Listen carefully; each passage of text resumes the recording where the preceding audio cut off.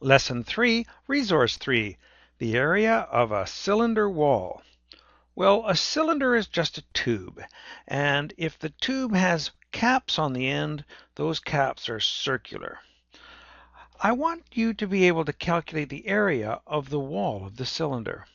But before we do that, I want to knock it over so that it's lying on its side, like this, on the ground. I'm also going to apply some wet paint here all the way around, lots of it, so that when it rolls, it will make a track on the floor. I will mark the other side with wet paint, and I'm just going to put one line of wet paint on the edge, just like this. So when I roll it, what's going to happen is the top wheel is going to make a track that looks like this.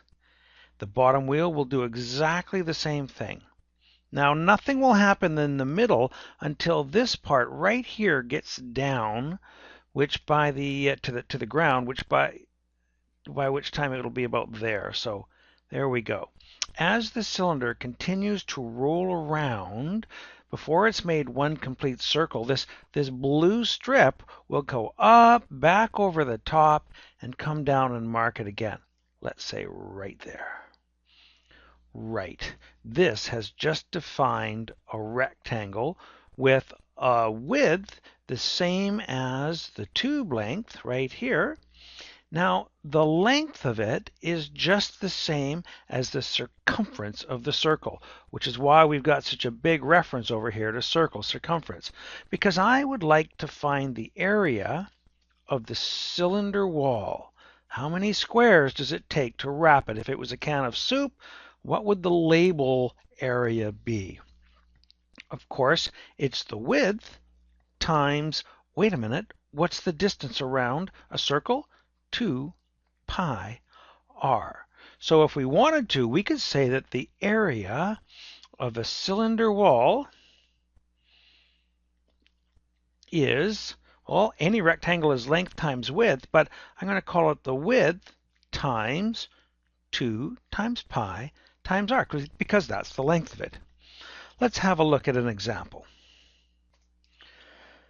A certain cylinder has a height of 10 centimeters and the radius of the circle is 6 centimeters. What is the area of the cylinder wall? Well, this will unwrap into a label, a rectangle. It's actually quite long.